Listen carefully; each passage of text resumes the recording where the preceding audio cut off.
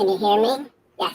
Yes. Oh, We're live. okay. So, hey, welcome everybody to the Jim and Stu show and / podcast. And we have a very special guest with us this week. We have Miss Angie Giltner from Worcester, Ohio. Not Worcester, Massachusetts, but Worcester, Ohio. They say the R in Ohio. What's up, Angie? Yes.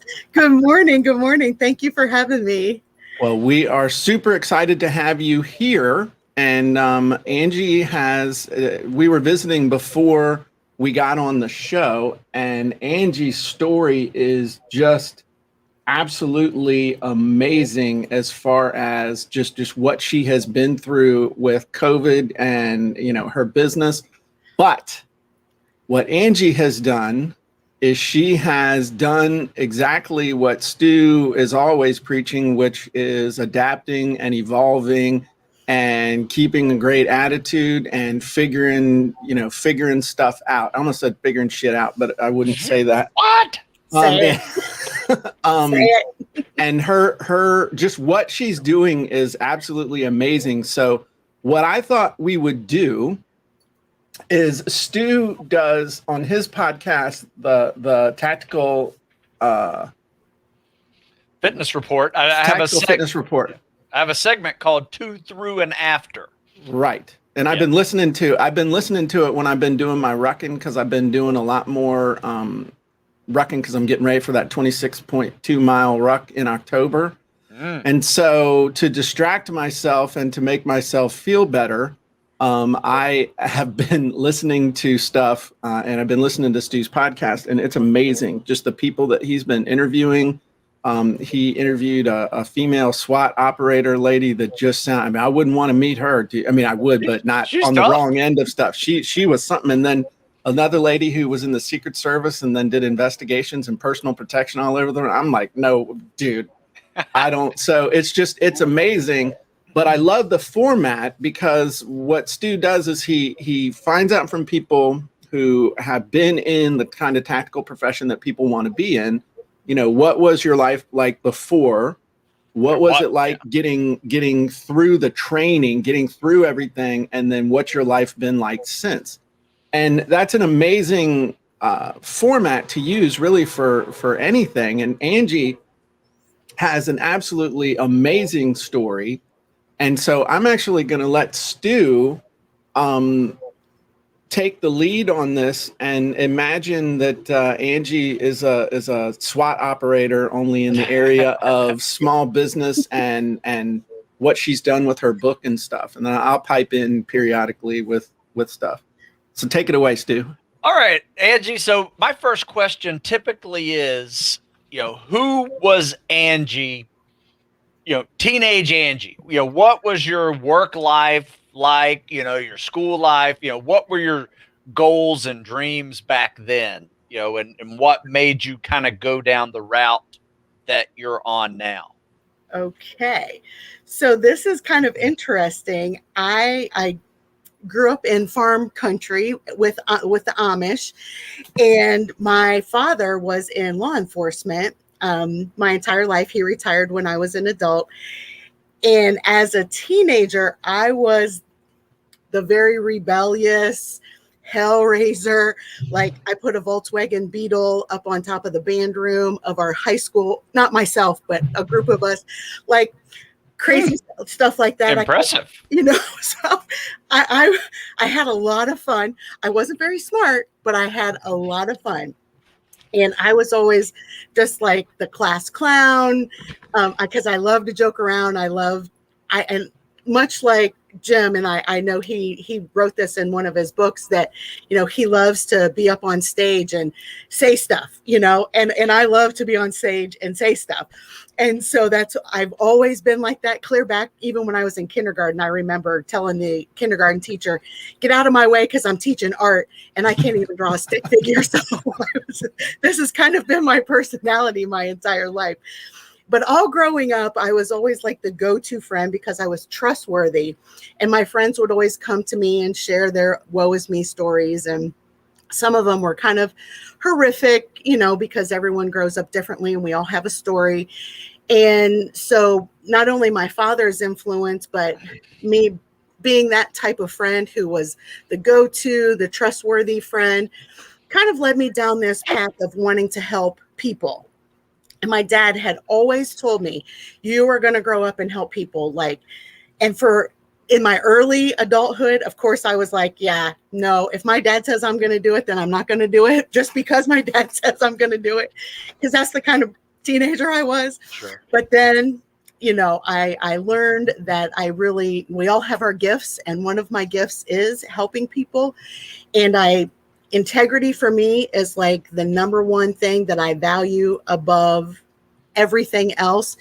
And so those two things kind of went hand in hand, because that allowed for people to feel very safe and come and talk with me about some pretty heavy stuff. And interestingly enough, I actually went to college and I became a social worker, which has served me very well. Oh, absolutely. In a healthy profession.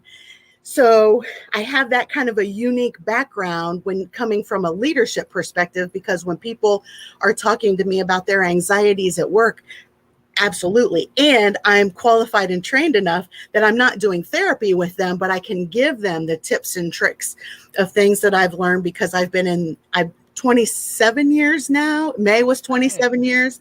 I've been doing this type of thing. So, yeah. And so I started a business called Empowered Training Company about 9 years ago, because I was tired of being told that's all you're worth whenever I would go in and ask for a raise. And I'm like, no, I'm worth more than that. That's good. And I'm going to prove that I'm worth more than that. So I went out, started my own business, created a niche for myself in the small business world, and fast forward, and here I am. Hey, that's awesome, Angie. Tell me this real quick. I'm going to back you up just a notch. What was your first job? Oh, so actually, my very first job was working on the farm. Okay. I grew up on a farm, and I learned my work ethic on a farm. Nice. So tell me about that. What was your first job in this genre that you're in now? So I actually have, I've switched genres. I moved from small businesses to working with female millennials, which I have coined and actually got the copyright on the term feminals, female millennials. So yeah, and yeah, I got a little creative there and got the copyright on that. And so would you like to know about the small business part or the? Oh, I'm just curious. You know, I'm just trying to like show an evolution of to like where you are now, and you know that, you know, what made you make those changes. And you know, well, let me. Can I ask real quick, what was your first job out of college? Once you got your you got your degree in social work and were qualified to do that, what was your first job? Were you a social worker? So I was a social worker, but I was also a professional trainer. And I've always, like, I was the girl in college, or even in high school, you know, whenever the teacher or professor would ask for somebody to go first, I was always the person who raised my hand. I always wanted to go first. It's just my personality. And so I was a social worker, but I was also a professional trainer. And I would go and train for these very large organizations, you know, where I would be training 800, 1,000 people at a time. And it was on areas such as, you know, social work types of things. I'm also a chemical dependency counselor. I got that along the way. And so I would talk about self-care and how that all goes into leadership development. And then I became a certified human trafficking investigator along the way. And so I would go and train on that topic as well. And so, yeah, so I was a social worker, but I was really more of a professional trainer. Nice. That's quite that's quite the toolbox. Now, did you find there was a need to diversify your training because of some of the people you were talking to along the way? Yes, absolutely. And I I always like to do things just a little bit differently than what mainstream does. And so I looked for niches of where is there a need? Where are there gaps? Where are things that suit my skill set that I can fill in those gaps, such as being a certified human trafficking investigator? There's not a lot of us out there. No. And then people to go out and train on that is a whole other thing, because people, they think they know, but they don't have the certification in the background to really train properly. Right. I have some friends that are hunt down human traffickers. Ooh. I don't think they had much social work training in that process, but they. I don't think sensitivity training is a big thing when dealing with those people. I don't think they go there to talk. No, nor should they. Nor should they. I mean, honestly, I wish I would love to just do a ride along, because that would be so much fun. Yeah. So the journey has continued. Now you're an entrepreneur. What was that transition like for you? So I was training for a very large organization down at the Columbus Convention Center, and I had gained a mentor. I've been training for this organization for approximately 10 years. Every year they had this very large annual conference, and I was one of their regular trainers. And I had gained a mentor from my experiences down there, and she was from Columbus. And I was sharing with her some things that I just was not satisfied working for a traditional organization.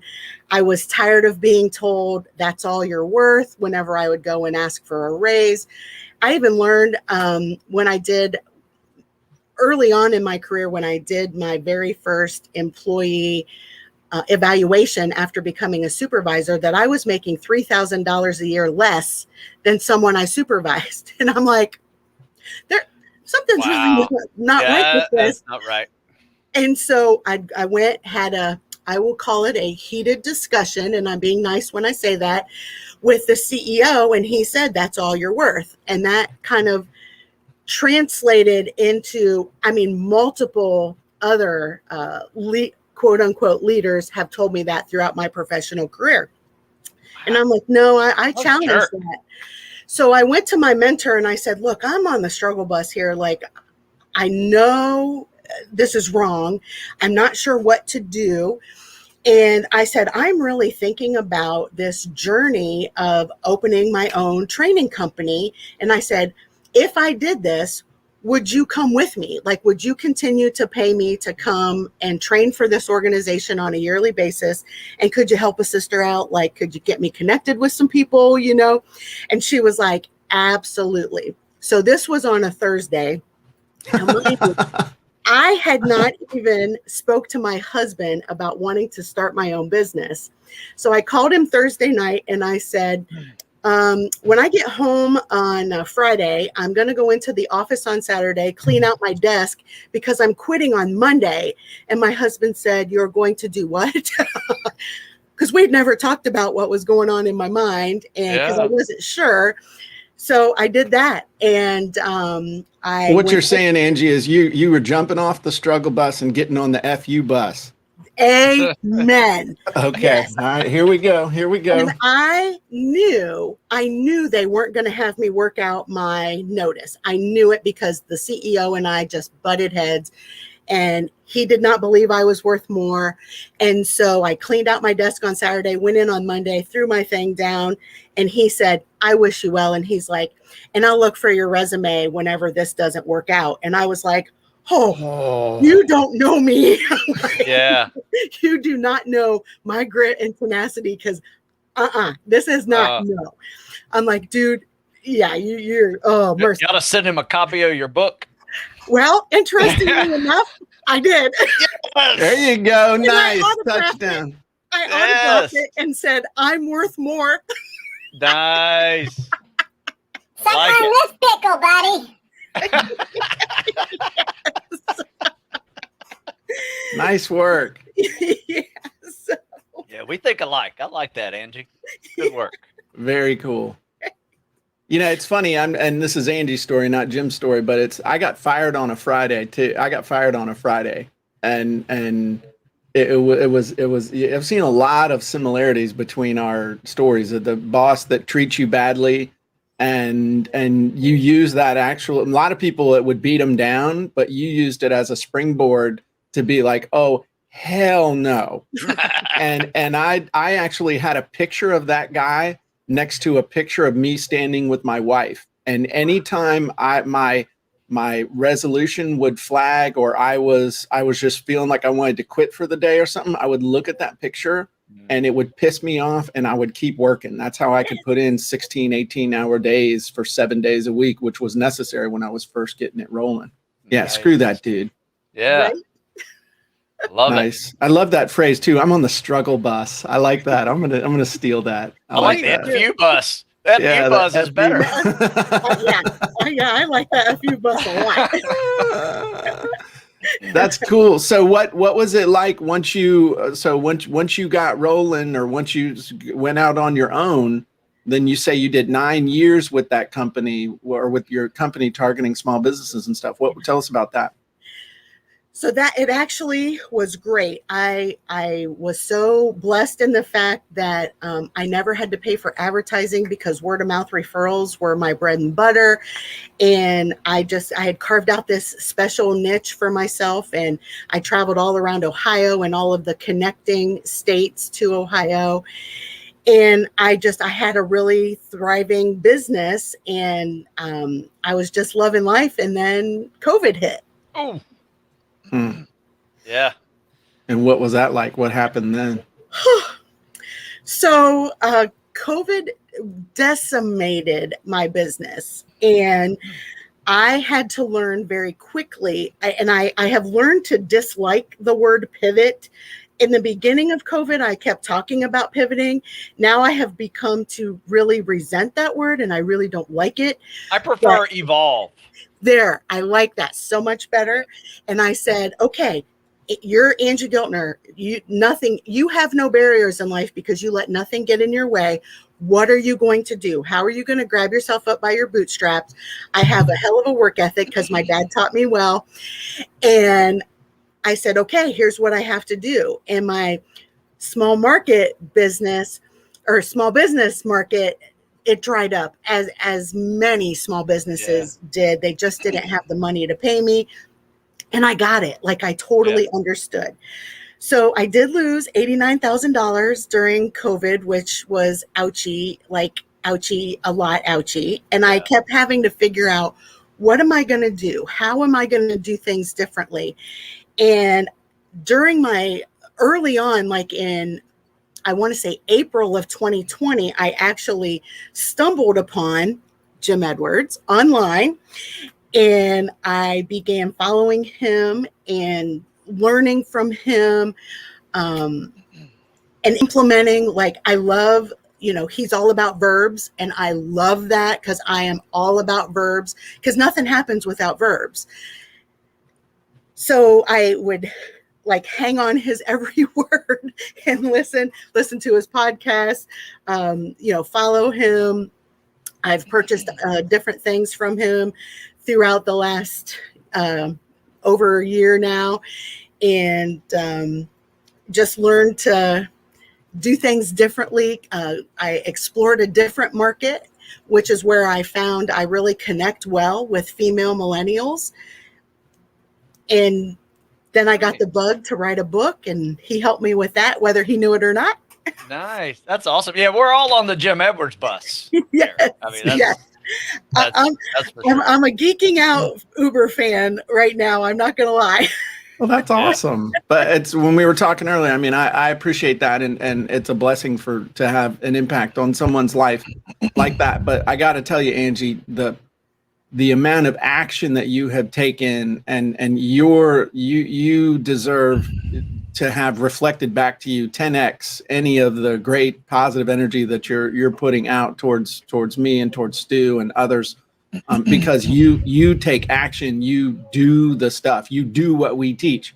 It's one thing to tell people, and a lot of people who hear it and it goes in one ear and the other, or they live on someday someday I'll do this, someday I'll get to that. And One you're day. like, so and Angie's like, dude, I'm gonna do this. And the other thing, did you notice, Stu, we're gonna talk about Angie in the third person now. Did you hear that self-talk? Did you hear the way that Angie talks to herself? Beautiful. Yeah. That is strong. I mean, that's good stuff. So what made you decide that what made you decide you wanted to figure out copywriting and funnels and selling and all that stuff? And then how did that transition into wanting to write a book? Why did you want to write a book? Sure. So I have always enjoyed writing. I'll be honest, I didn't really do a lot of writing pre-COVID, but I always enjoyed it whenever I did write. And I kept thinking, how am I going to get my message out? Because I really am all about empowering and teaching people.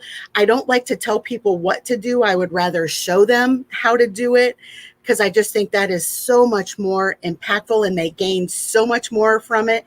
And I think I'm hilarious whether other people do or not. And so if they're having fun while they're learning, hopefully it sticks even a little bit more.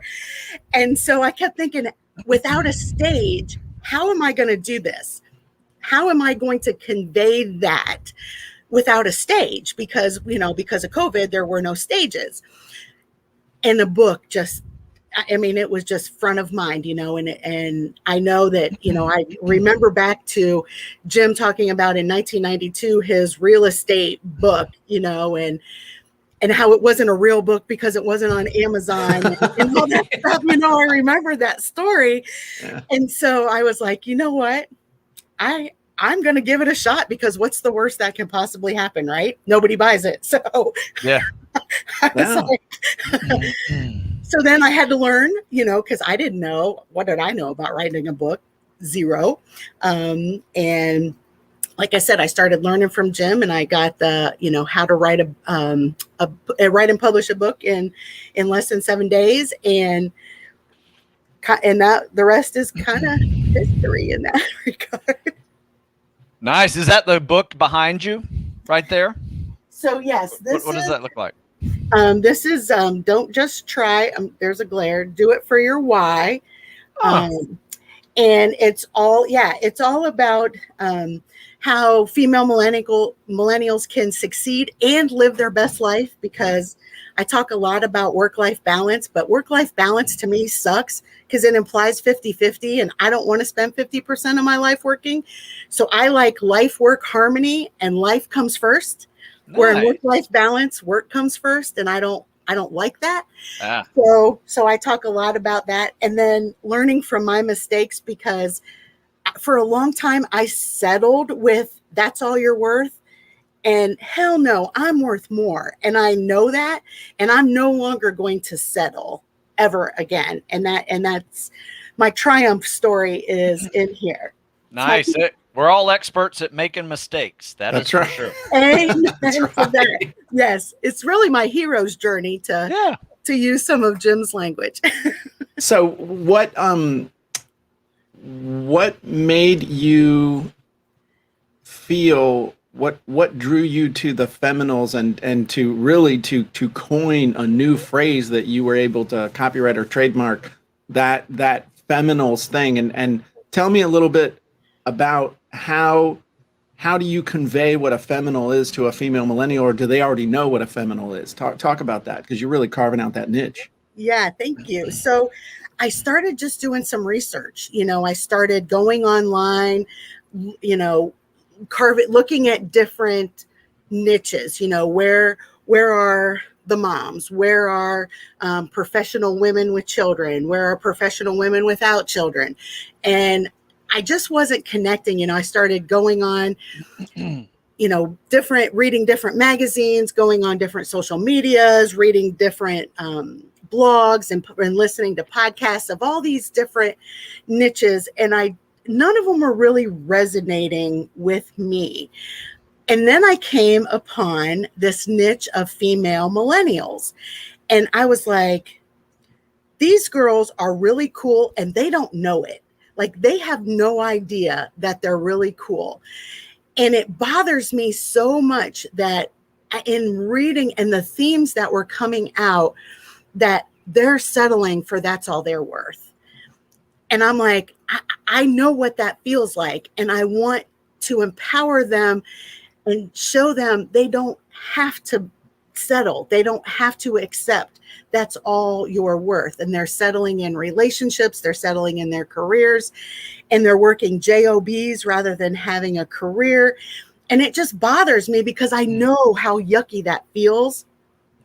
And I have the solution. Like I have what, it's so simple. Like they can literally within an hour of speaking with me, they can go out and do the verbs and instantly change their lives. And so connecting with them was a little bit challenging because I'm not a female millennial. And so they were like, who is this old lady? And she tries to think that she's cool because she has tattoos and purple hair. And, and so yeah, but you're a mentor to the millennial age. And that's sort of, and thank you, Stu, because that's exactly, I just tried to say, look, come on this journey with me. I'm going to do things differently. Right now, you're being told what to do. No, I'm going to be right alongside you, and we're going to go through this journey together. And that has been so impactful. And a lot of them, they still aren't really learning, because to me, feminals is a powerful term, and it gives them a lot of strength. And I think a lot of them are still trying to learn that there is strength in the word feminine, but it's all a process. And so I just keep trying to empower them and encourage them and uplift them and mentor and guide them in ways that, for one, that they'll let me, because you can only help so much with the permission that they give you. And so I really do respect the permissions that they give me, and I stay within my boundaries and trying to show them, that life can be so much better.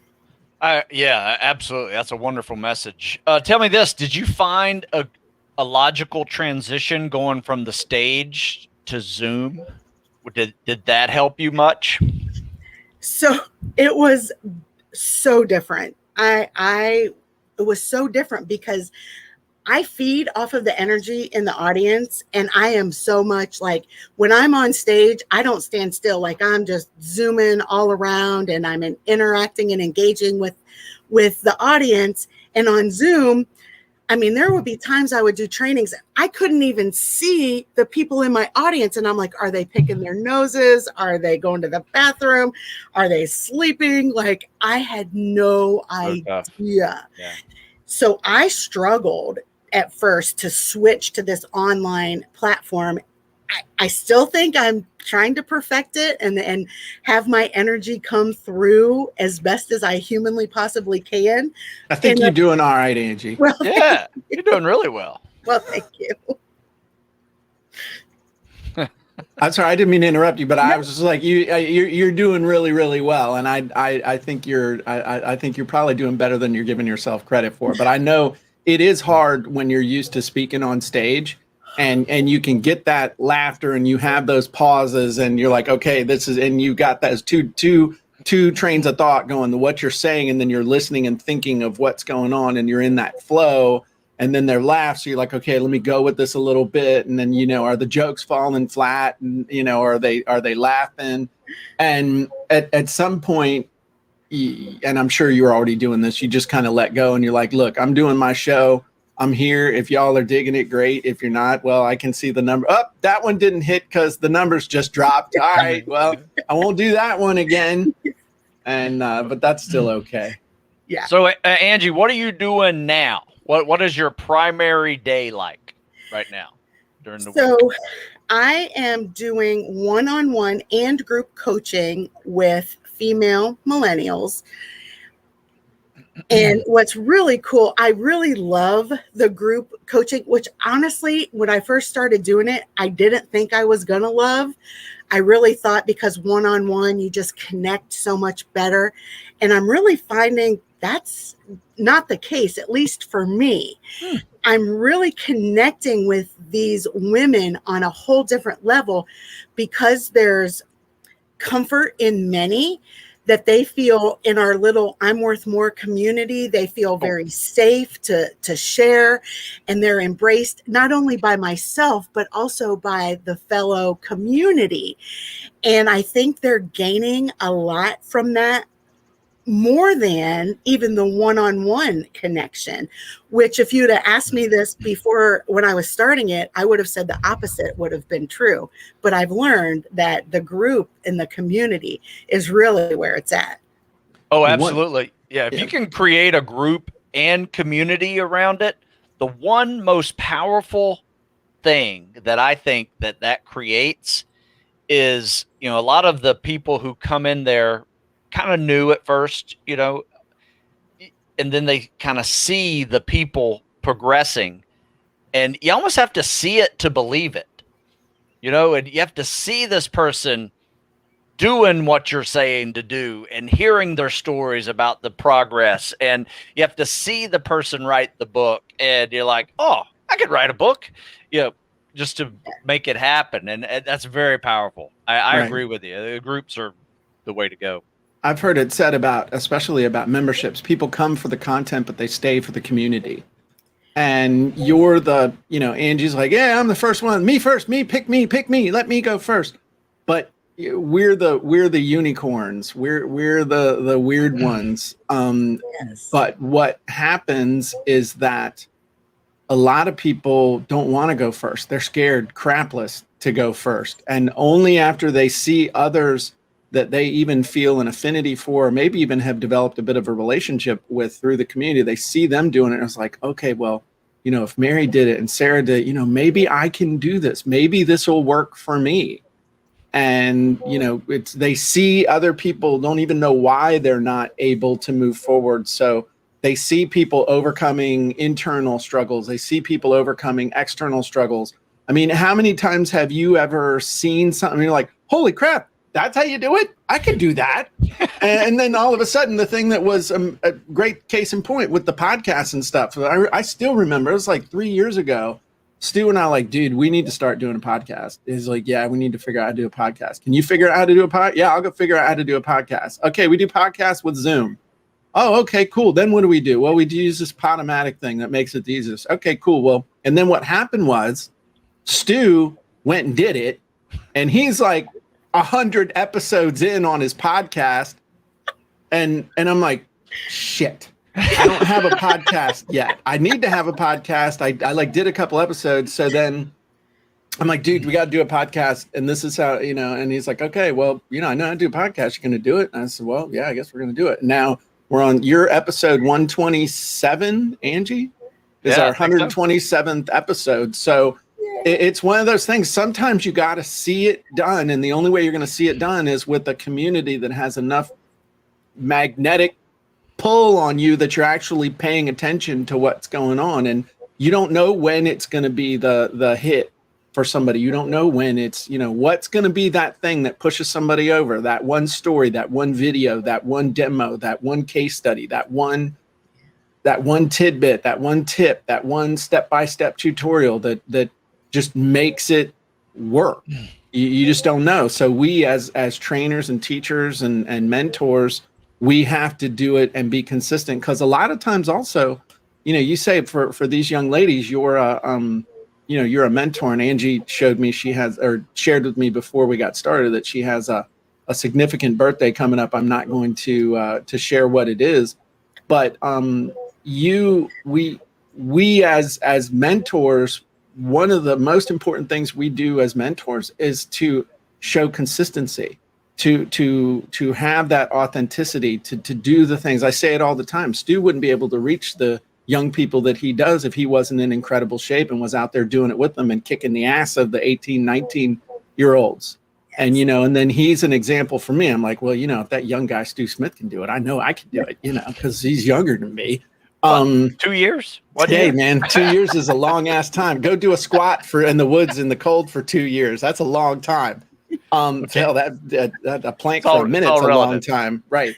But the point is, if I wasn't doing content, if I wasn't doing a podcast, if I wasn't writing books, if I wasn't writing copy, if I wasn't doing it, how could I be someone to teach it? And, you know, the females that aren't going to pay attention to you because you're not a millennial are probably the millennials that people make fun of anyway. And you're carving out your niche of the ones who want a mentor, who want the quirky lady with the blue streak in her hair, literally. You know, I bet Angie can curse a blue streak. I had to say it. So go ahead, Stu. Go ahead. That's a good one. You know, I'll say this too. You know, I know when I'm looking for advice, you know, I don't mind if it's from someone who's younger than me that understands technology a little better. I don't care if it's somebody who's older than me or my age.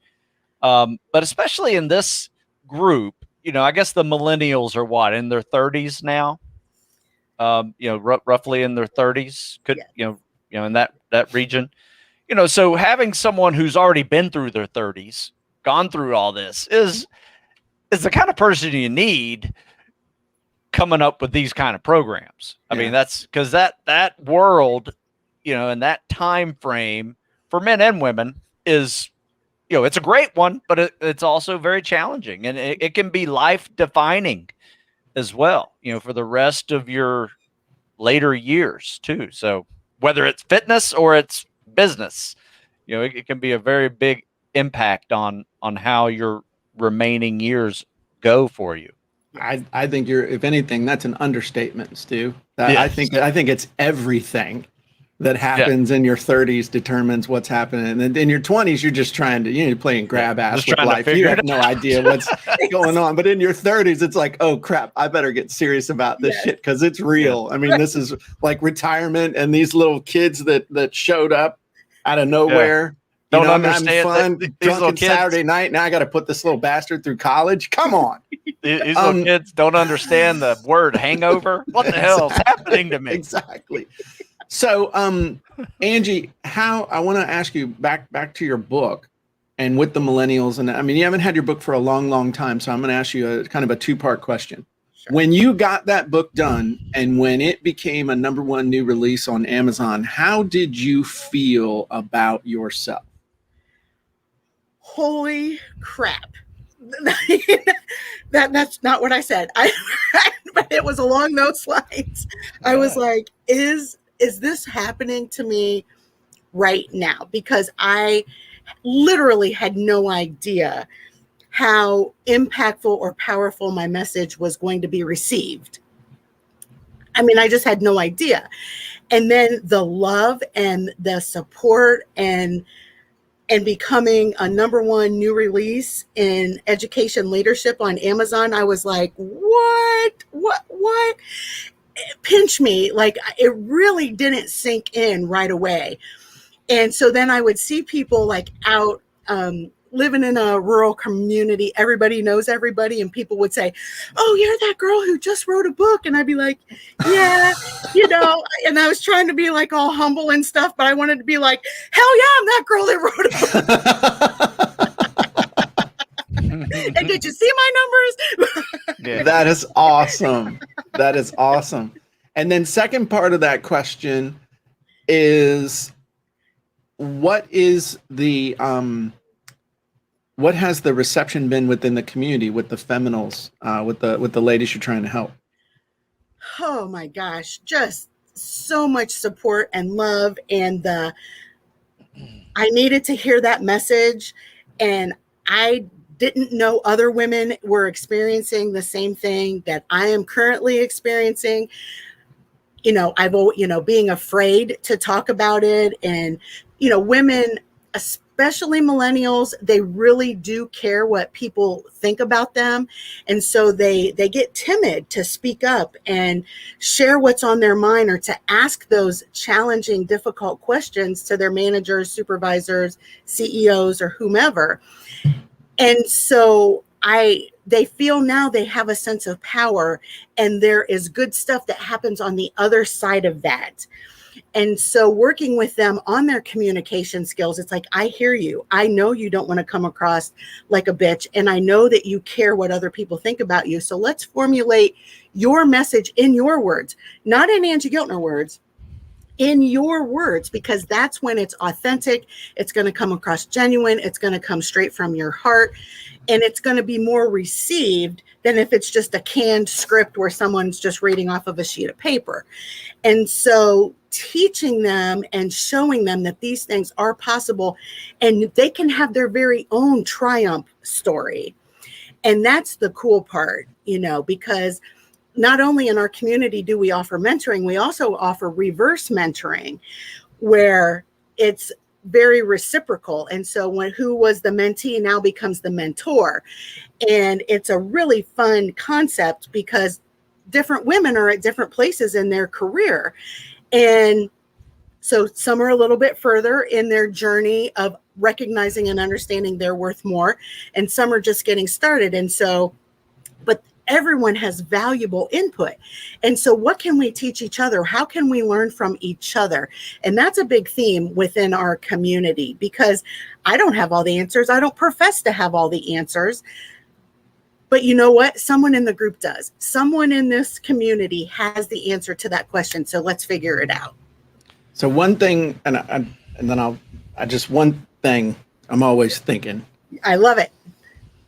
You need to really document and record and pay attention to how you're growing and diversifying your community and helping them to grow and engage and all that other stuff, because there's probably a multi-7-figure payday for you in then training other people how to develop and create a community around something that has nothing to do with making money online or any of that stuff like that. So as you're doing it, it's kind of like, I never thought about I'd be teaching people how to do ebooks when I was doing my own ebooks. Oh, yeah. So just pay attention to, record, and really document how you're building that community, because I could see you out training people how to build their community in a similar way. Just saying. I'm sorry, Stu. I know I cut you off because you were opening your mouth, but that was a That's idea not a problem. that It segues perfectly in. You've created a very nice community for yourself and obviously your group of women millennials. Did you find the same kind of helpful advice and mentorship in Jim's Sales Copywriting Content Marketing Hacks Facebook group? Are you a member of that? I am, yes. And I'm what I call myself a gator. Like, so if you think about how alligators are, they're always sitting at the surface and just, you don't necessarily know that they're there, but they're watching and they're listening and they're learning. And so I consider myself a gator in Jim's community because I'm always out there watching, learning, notes upon notes upon notes, because I appreciate Jim's knowledge and then how he has created his own community, and the knowledge that's within that community is just invaluable. And I have gained, I would encourage anyone to become a part of Jim's community for sure. Nice. Now, did you do the 7-day ebook challenge? I did. With everybody. I didn't see your cover on there. Last week we did a great show on all the covers that came into the group, and it was very inspiring to see that many people getting their book done. I assume you did it the same way everybody else did, went to Fiverr and got it done? Or did you find something? No, I did. I went to Fiverr.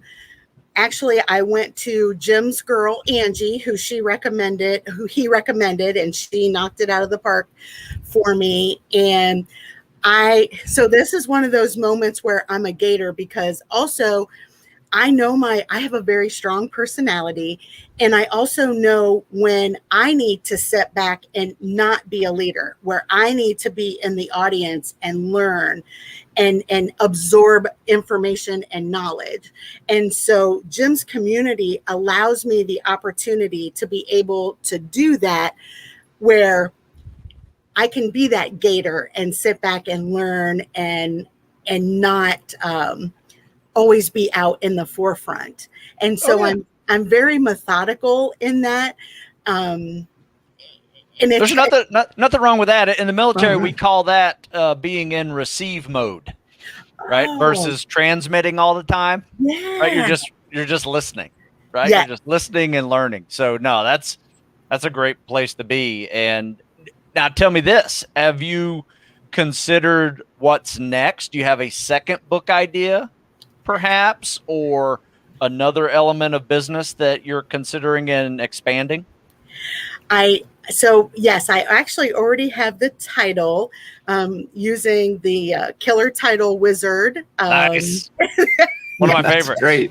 There you go. And I already have the Lay it title on me, baby. for my next book. And I'm having Achilles tendon surgery tomorrow. And while I'm down, I'm going to take this opportunity to write. I'm going to do things differently based on what I learned with my first book. And I've gotten more into Jim's community as far as like copywriting and that type of thing. And so taking what I've learned from there, implementing it, that I really think my next book's going to be even better than my first book. I expect a lot of improvements just based on what I've learned, because I still don't know everything, but I'm definitely willing to learn. Well, I will tell you this, it gets easier the second time. And it gets easier the third time. You really start streamlining the process, and you're like, oh yeah, I got this done. You can do it in an afternoon. When I'm talking about not the book, but getting it up online and doing all that, and yeah. And I'm actually today in about an hour, I'm teaching a class inside the Jim Edwards Method Premium. I had some people who went through it. They're like, hey, this is cool. I want to make it thicker. I want to have a bigger book. So I'm actually teaching a class this afternoon, how to fatten up your ebook course or master class for maximum length and content. And I'm going to teach 30 ways that you can quickly fatten that thing up as much as you want. So this isn't something that we just dropped and then we're dropping. I mean, this is something I've been teaching people to do for 20 years.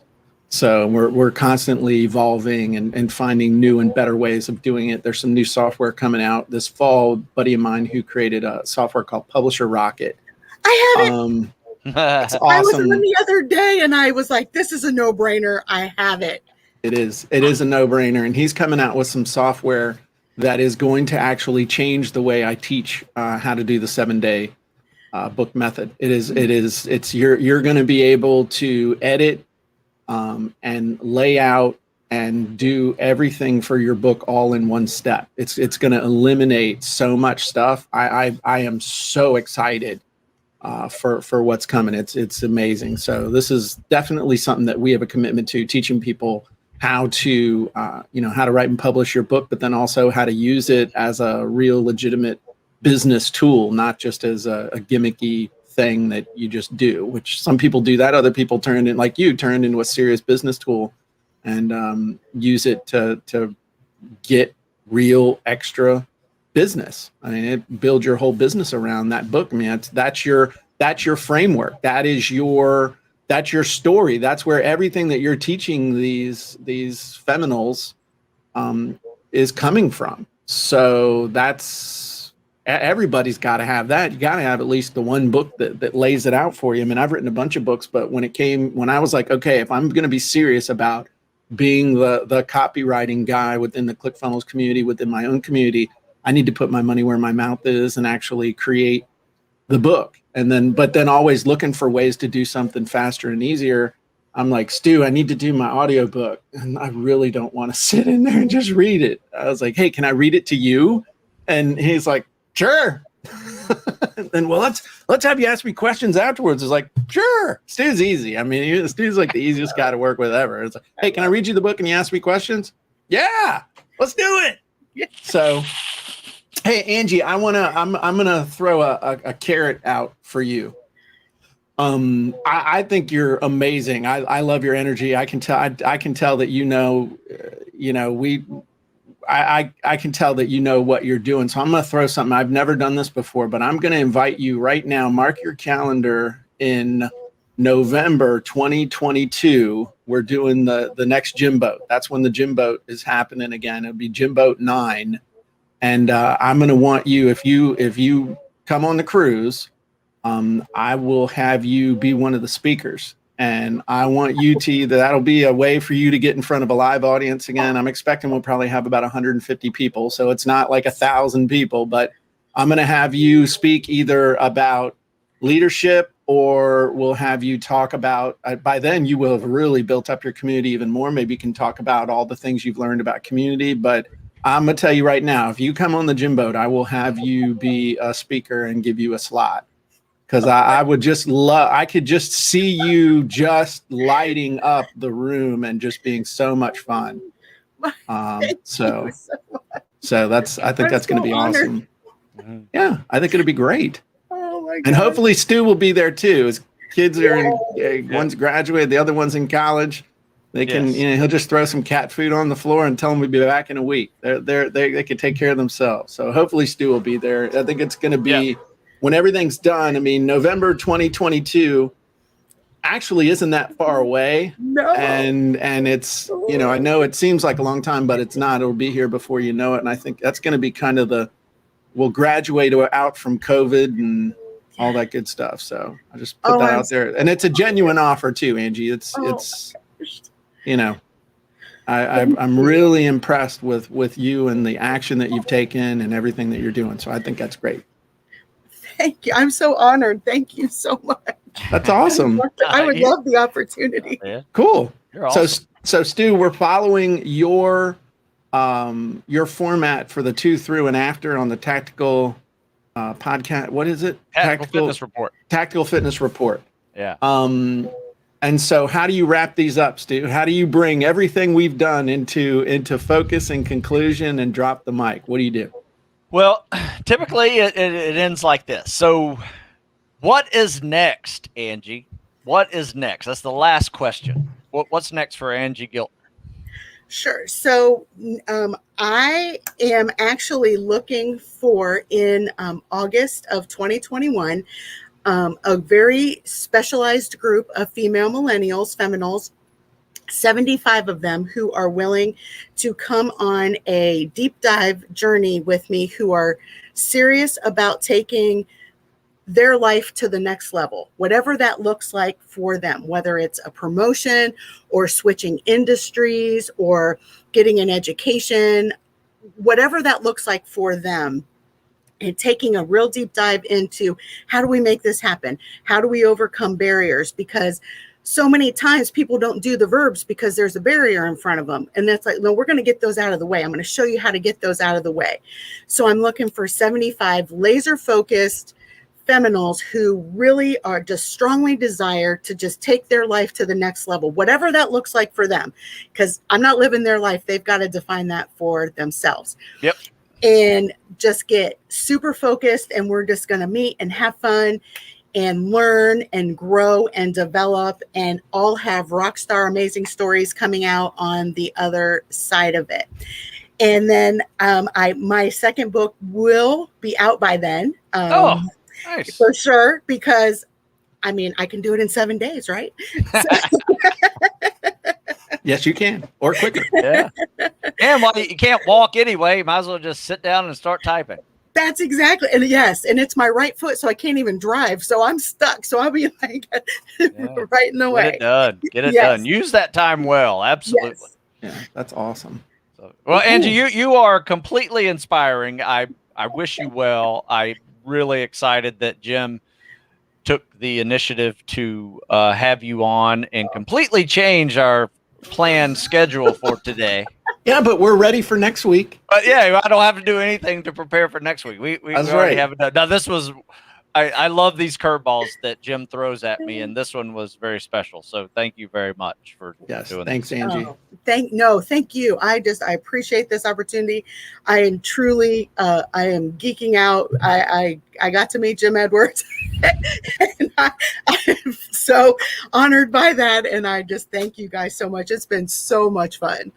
That's awesome. Well, thanks, Angie. And we will end in typical format. We will end with a polka.